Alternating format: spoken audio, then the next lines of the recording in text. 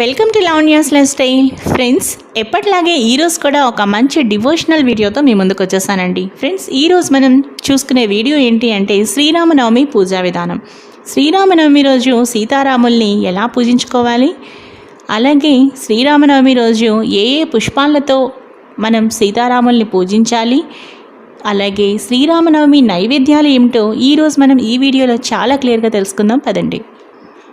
శ్రీరామనవమి శ్రీరామచంద్రమూర్తి జన్మించిన రోజుగా మనము శ్రీరామనవమి పండుగ జరుపుకుంటున్నాము. అలాగే శ్రీరామనవమి రోజు సీతారాముల కళ్యాణం కూడా చక్కగా చూస్తూ ఉంటాము. అలాగే శ్రీరాముడు రావణుని వధించి దిగ్విజయంగా అయోధ్యకు తిరిగి వచ్చిన రోజు కూడా ఈరోజే. మరునాడు అనగా నవమి తరువాత దశమి రోజున శ్రీరామ పట్టాభిషేకం జరిగినది. ఇది ప్రతి హిందువుకు మరువరాని సంతోషకరమైన రోజు. ఈ రోజున తన శక్తి కొలది ప్రతి వారు సీతారామ భరత శత్రుఘ్నుల విగ్రహాలను కానీ శ్రీరామ పట్టాభిషేక పటమును కానీ పెట్టి పూజ చేయాలి. ఇక శ్రీరామనవమి పూజా విధానం, అలాగే సీతారాముల్ని మనం ఏ పుష్పాలతో అర్చించాలి, ఇక శ్రీరామనవమి నైవేద్యాలు ఏమిటో ఇప్పుడు తెలుసుకుందాం. శ్రీరామనవమి పూజా విధానం. పూజా మందిరంలో కానీ పీఠం పైన కానీ కడిగి పసుపు రాసిన పీట వేసి దానిపై కుంకుమతో అలంకరించాలి. పీట మధ్యన చందనంతో అష్టదళ పద్మమును వ్రాయాలి. దానిపై నూతన వస్త్రమును పరచాలి. నూతన వస్త్రముపై బియ్యం పోసి అర అంగుళం మందంతో నలుచదరంగా ఏర్పాటు చేయాలి.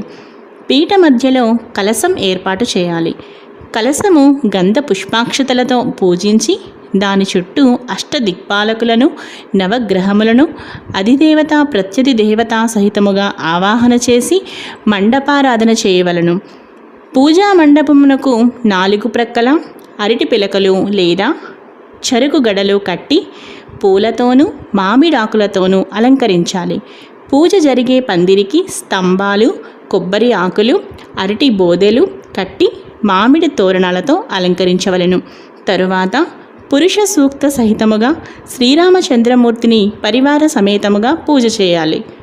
రామ అష్టోత్తరము, సీతా అష్టోత్తరము, ఆంజనేయ అష్టోత్తరము చదువుతూ తులసి, మారేడు, తమలపాకులతో పూజించాలి. తులసితో రామచంద్రుని, మారేడు దళములతో సీతాదేవిని, తమలపాకులతో ఆంజనేయుని పూజించి స్త్రీ సూక్త, పురుష సూక్తములు, విష్ణు సహస్రనామము పఠించవలను.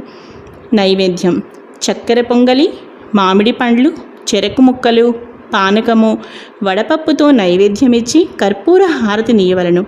ఈ విధంగా అతి వైభవంగా శ్రీరామనవమి జరుపుకొనవలను.